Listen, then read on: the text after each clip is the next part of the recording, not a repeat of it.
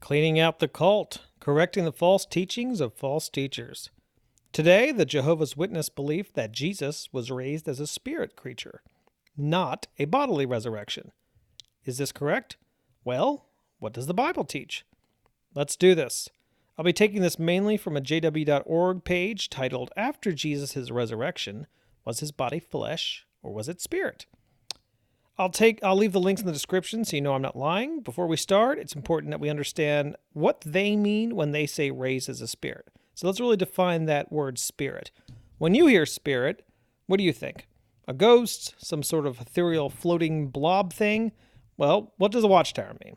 They mean spirit creature, like spirit creatures like angels, demons, a being that is invisible, that exists on a different plane. They have no actual physical form, but they can put on fake physical forms, just like angels. Again, their position, Jesus was raised with a spirit body, like an invisible spirit or spirit creature, not in a body of flesh. So I have 4 points here, showing you how this cannot be the case, while also revealing the fundamental Christian doctrine that Jesus had a bodily resurrection, and that is more accurate to Scripture. So point number 1. Nowhere in the Bible does it say he was raised as a spirit or spirit creature. That's my point. Let's see what the Bible says. Okay, first paragraph here. They say, the Bible says that Jesus was put to death in the flesh, but made alive, resurrected in the spirit. First notice here. They slid in the word resurrected. That word isn't in the verse. So right off the bat, they're inputting words into Scripture. Even if that's correct, you don't do that. You're making someone think a certain way without letting Scripture speak for itself. So let's let Scripture speak for itself. 1 Peter 3:18. For Christ also suffered once for sins, the righteous for the unrighteous, that he might bring us to God, being put to death in the flesh, but made alive in the spirit. Okay, so this is their go-to verse. Notice something? Doesn't say as a spirit, it says in the spirit. Well, what's in the spirit mean? Let's look at Scripture. Luke 2:25-28. Now there was a man in Jerusalem whose name was Simeon, and this man was righteous and devout, waiting for the consolation of Israel, and the Holy Spirit was upon him. And it had been revealed to him by the Holy Spirit that he would not see death before he had seen the Lord's Christ. And he came in the Spirit into the temple, and when the parents brought in the child Jesus to do with him according to the custom of the law, and it goes on. All right. Now, was Simeon a ghost? A spirit creature? Well, obviously not. I mean, he wasn't dead. He's still alive. The Holy Spirit promised Simeon, spoke right to him and said, you will see the Christ before you die. You know how many parents he saw every single day, every single week, his entire life? How many kids that came in there? And you know how many babies? And here comes Jesus. He didn't have a halo, so the Holy Spirit led him to that exact child, fulfilling the promise. He came in the Spirit. He had to show up that day and know it was that child. That's the power of the Spirit leading him to fulfill something. Let's look at more verses, though. Acts 19:21. Now after these events, Paul resolved in the Spirit to pass through Macedonia. Ephesians 6:18. Praying at all times in the Spirit with all prayer and supplication. 1 Corinthians 12:3. Therefore I want you to understand that no one speaking in the Spirit of God ever says Jesus is accursed, and no one can say Jesus is Lord except in the Holy Spirit. So, what's in the Spirit mean? With the Holy Spirit, because of the Holy Spirit, by the power of the Holy Spirit, the unlimited power of the Holy Spirit. I'll prove this right now. Romans 8:9. You, however, are not in the flesh, but in the Spirit. If in fact the Spirit of God dwells in you, anyone who does not have the Spirit of Christ does not belong to him. But if Christ is in you, although the body is dead because of sin, the Spirit is life because of righteousness. If the Spirit of him who raised Jesus from the dead dwells in you, he who raised Christ Jesus from the dead will also give life to your mortal bodies through his Spirit who dwells in you. So therefore, 1 Peter 3:18, for Christ also suffered once for sins, being put to death in the flesh, but made alive in the Spirit. This is not saying he was raised as a spirit. I could keep going. The entire context of 1 Peter alone disproves this. Okay, raised with the power of the Holy Spirit, with the Holy Spirit. That's the point. Interpreting in the Spirit to mean as the Spirit, you're reading something into Scripture that's not there. That's abhorrent. Point number 2. Jesus had a bodily resurrection, a body that was glorified, but it's still a body. Okay? What's Scripture say to that? Here we go. John 2:19 through 21. Jesus answered them, "Destroy this temple, and in 3 days I will raise it up." The Jews then said, "It has taken 46 years to build this temple, and you will raise it up in 3 days." But he was speaking about the temple of his body. He was speaking about the temple of his body, which they confirmed after he was raised. So he will raise up his body. It won't be destroyed or disintegrated. It will be raised. Okay, there's nothing there that says he's going to be raised as a spirit or that his body is going to be destroyed or he's going to become a spirit creature. It doesn't say that. He says, I'm going to raise my body. I am. Now, I'm going to work a bit backwards here. Let's see how we are raised, we as people. Philippians 3:20 through 22. But our citizenship is in heaven, and from it we await a Savior, the Lord Jesus Christ, who will transform our lowly body to be like his glorious body, by the power that enables him to subject all things to himself. Interesting. So we're going to have bodies like his glorious body? Okay. Now in 1 Corinthians 15, it mentions that we'll have spiritual bodies. Now notice here, spiritual, not spirit. Two entirely different things. For instance, there is spiritual food, spiritual drink, spiritual gifts. That's even in Corinthians. Those things aren't invisible. Moses, they were eating spiritual food in the desert, manna. That's not invisible. They had it. They could touch it. The context of 1 Corinthians 15:30 all the way to the end, all it's communicating is human sown and God sown. I would read the whole thing, but this would be way too. Same thing for flesh and blood can't enter heaven. In context, human sown can't enter because it's created in sin. Only something that is from God himself, God sown, God created, only that can enter into eternity. Still, John says it perfectly. He will raise his body, but it is a glorified body, something that is immortal, something that can't break down, something that is beyond something that we can even comprehend right now, but not a spirit. It doesn't say that. So, how does that work? I don't know. Ask God. Point number 3. No one was confused. Nobody. The Watchtower is trying to make an argument that because the disciples didn't recognize him, clearly this is because Jesus had a different face, a different body. I'm going to read. Again, clearly their stance. Spirit body, by default invisible. After his resurrection, Jesus also assumed human form temporarily, just as angels had previously done. The fleshly bodies that he materialized were not identical from one appearance to the next. Thus, even Jesus' close friends recognized him only by what he said or did. They would say. So proof that he was a spirit body. Well, because the disciples didn't recognize him, so clearly he must be in a different body and therefore a spirit body. So if it was his body, they would have recognized him because that's what the Bible said. Does it? Let's find out. We're going to go to John 20:11. This is a popular scene. Jesus has risen from the dead. Mary goes to the tomb. Verse 11. But Mary stood weeping outside the tomb. As she wept, she stood to look to the tomb. And when she saw 2 angels in white sitting where the body of Jesus had lain, one at the head and one at the feet, they said to her, "Women, why are you weeping?" She said to them, "They have taken away my Lord, and I do not know where they have laid him." Having said this, she turned around and saw Jesus standing, but she did not know it was Jesus. Jesus said to her, "Woman, why are you weeping?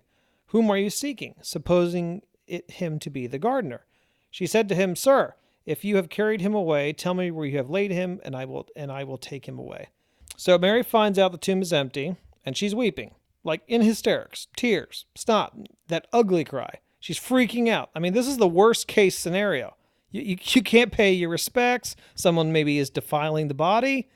Then some dude walks up. She turns while weeping. You don't know, it's Jesus. Why?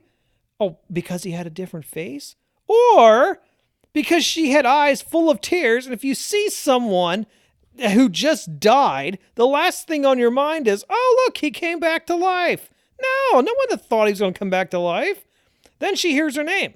Notice here, verse 16, she turned to him. If she turned to him, it means that she wasn't facing him. So if she wasn't facing him, it means she gave him a quick glance, looked away in shame because, she's crying and some random gardener is hearing her cry. She's more paying attention to the empty spot there. Then after hearing her name, she turned to him, screamed, teacher. Obviously threw her hysterical self on him because he said, don't cling to me. She can't turn to him twice without looking away. The first is a glance. The second is, oh, it's you. How about that? Look at that. You're back alive. Wow. So sorry, I thought you were someone else. Weren't you dead? Anyway, let's do another one that's easily debunked. John 21. They're not realizing it's Jesus. They're out there fishing because they thought he was dead. Now, Bible says they were 100 yards off. Let me ask you this. Can you make out faces perfectly from 100 yards away? Especially when the boat's moving? Maybe a little mist on the water? No. It's one end of the football field to the other. You cannot make out a face, even with good vision. They don't have supervision here. They didn't know it was him because they thought he was dead. They even went back to work. You see an average guy standing on the beach, which I'm sure there were lots of people fishing, lots of people around the beach. Your first instinct isn't to say, is that the guy we buried a few days ago? No. Now, let's get into their, quote, proof text. This is their, they definitely didn't recognize him. No way. I mean, he was definitely a different person. Luke 24:31. When he was at the table with them, he took the bread and blessed it and broke it and gave it to them. And their eyes were opened and they recognized him and he vanished from their sight. So if Jesus is in this place, he gives them scripture, starts to break bread with them, and then their eyes were opened and they recognized him. Oh, snap, it's you. We didn't recognize you because you had a different face. Wow. Now, is that what the text is saying? Well, could be. Or maybe we should actually read the whole thing in context. Let's go down to verse 15. While they were talking and discussing together, Jesus himself drew near and went with them, but their eyes were kept from recognizing him. Their eyes were kept. Doesn't say their eyes didn't recognize him. Their eyes were kept, held back, guarded from recognizing him. So if their eyes haven't been, they would have known it was him. Why did God do this? Well, verses 25 and 27, to teach them the prophecies were true before they noticed it was him. Jesus wants them to know that he has just fulfilled scripture. This isn't a game. This isn't a trick. I've been foretold of for the past 1,000 years. He's kind of a big deal. So their eyes were kept, then opened. Now, what's the Watchtower response to verse 15? Well, I don't know. I can't find it anywhere. Anyway, let's move on. I want to hit this last one because it ties together my last point. Luke 24:36. As they were talking about these things, Jesus himself stood among them and said to them, peace to you. But they were startled and frightened and thought they saw a spirit. And he said to them, why are you troubled? And why do doubts arise in your hearts? Look at my hands. Look at my feet. You can see that it's really me. See my hands and my feet? That it is I myself. Touch me and see, for a spirit does not have flesh and bones as you see that I have. Now let's analyze this. Jesus' peers, they thought they saw a spirit. Few occasions now the apostles have confused Jesus with a spirit. Oh, it's a ghost in the water. Okay. Now also notice, we know Jesus can read thoughts. In Matthew 9:4 he does. So he corrects them. Why are you doubting in your hearts? Look, touch me. A spirit does not have flesh and bone like I have. So Jesus is confirming what a spirit is because he's telling us what they don't have, flesh and bone, and what he does have, flesh and bone. This is simple logic. If spirits don't have flesh and bone, and Jesus says he has flesh and bone, therefore Jesus is not a spirit. Okay, but then maybe people will say, well, how could he just come in and disappear and stuff? Because he's Jesus.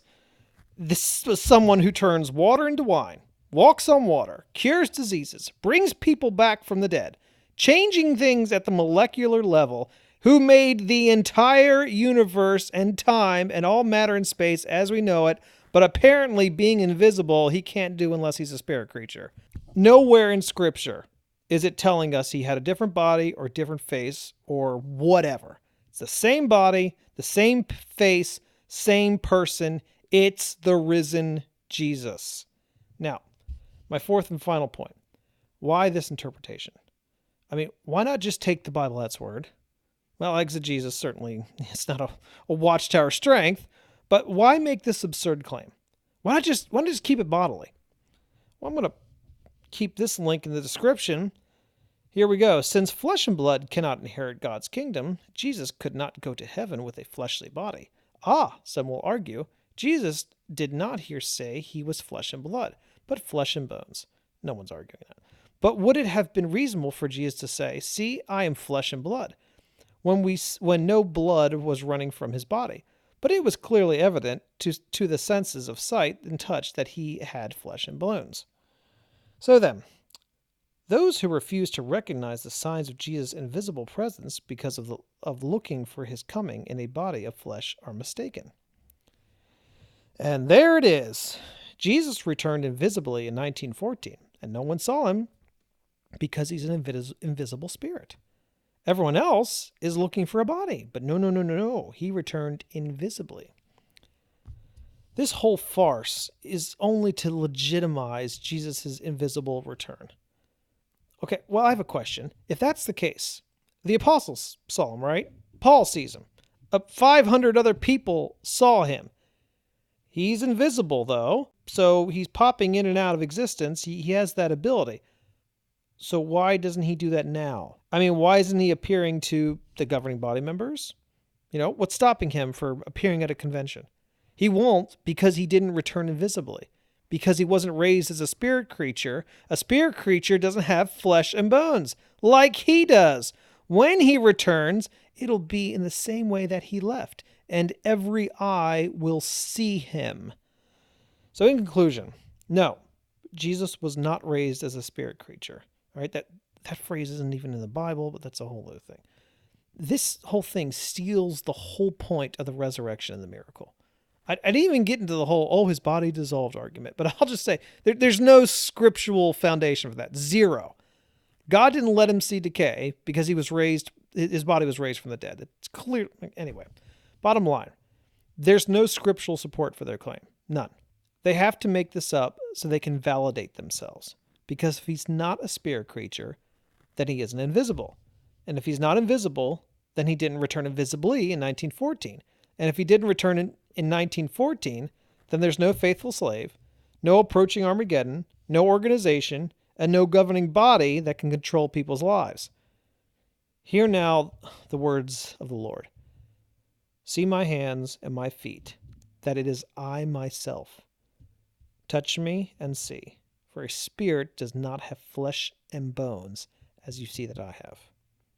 In conclusion, if he wasn't raised in a body, then he would have been deceiving people, because people saw him, they touched him, they thought and knew he was alive.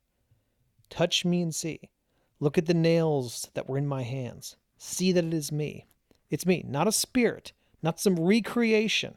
Again, if he was raised as a spirit, he could have just said that instead of lying to people. The whole point of the resurrection is to show that Jesus is alive.